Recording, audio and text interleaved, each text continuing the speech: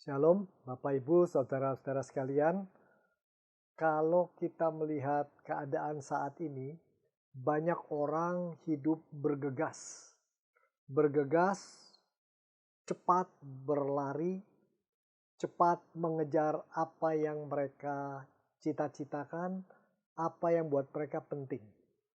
Orang desa ingin pergi ke kota.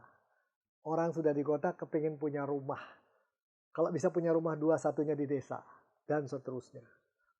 Orang bergegas, bekerja keras, belajar, luar biasa kalau lihat orang Indonesia. Tapi saudara, ada satu masalah yang rupanya agak terlalaikan. Apa itu menurut Anda? Saudara-saudaraku, percaya ke Anda, sebagian orang-orang yang berhasil mencapai cita-citanya serta berkontribusi kepada kehidupan, kepada orang lain, bagi diri dan keluarganya, mereka punya satu kesamaan. Kesamaannya apa? Mereka tahu sama-sama kapan mesti bergegas, bekerja keras, berlari, mengejar satu, dan kapan mesti berhenti. Dan pada saat dia berhenti, dia bukan untuk tidur, tapi berhenti untuk berdiam diri dan hening sejenak. Melihat segala sesuatu secara keseluruhan, istilahnya dari helikopter melihat ke bawah, melihat semua rentetan peristiwa yang sudah tercapai dan dia lalui, mencoba mengenali apa yang dia rasakan saat itu, lalu mulai melihat ke masa depan. Kenapa hening, diam, tidak bikin apa-apa itu perlu? Mungkin cerita ini merupakan cerita yang lucu dan indah.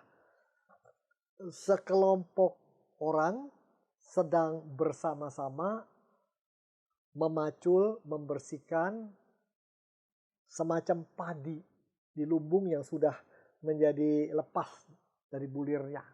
Belum jadi beras total. Dan ketika itu bertumpuk itu, seorang pekerja arlojinya yang terbuat dari besi jatuh tenggelam ke dalam. Semua di mana? Tadi ada di sini, aku yakin kok hilang, jatuh ini. Semua bersama-sama membongkar padi itu, mencari itu, dan mereka bekerja keras selama 1 jam tidak dapat apa-apa. Mereka tidak berhasil mendapatkan kembali jam yang kecemplung masuk tertimbun oleh padi tersebut. Mereka putus asa, mereka berhenti sebentar karena itu jam makan, mereka minum. Seorang anak 12 tahun datang duduk di depan tumpukan beras atau padi tadi dan dia diam. Tidak lama kemudian tangannya masuk ke dalam dan mengeluarkan jam itu. Ini saya jumpa katanya.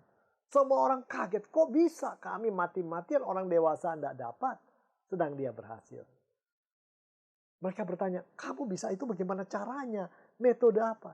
Ya saya diam, saya hening, saya hanya coba mendengarkan. Suara jam itu kan pasti bunyi, tik tik tik tik tik tik. Lalu kalau kita kerja, kalau kita bergegas, kalau kita begitu sibuk, suara kita, suara dengus nafas itu menutupi suara itu. Saya berhasil menemukan dengan belajar diam dan mendengarkan. Saudara-saudaraku, seringkali banyak orang merasa gagal, bingung, capek, lari sana lari sini nggak berhasil karena tidak cukup diam dan mendengarkan.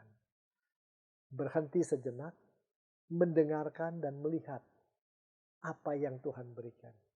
Bahkan mendengar suara Tuhan adalah satu prasyarat untuk kita menjadi orang yang berkontribusi ke dalam hidup dan mendapat satu yang indah bagi hidup kita sendiri.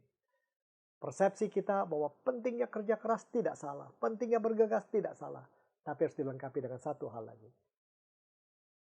Berdiam diri, duduk tenang, kembali kepada keheningan. Menjadi akar kekuatan yang besar. Silakan Anda masuk saat hening barangkali. Tuhan berkati.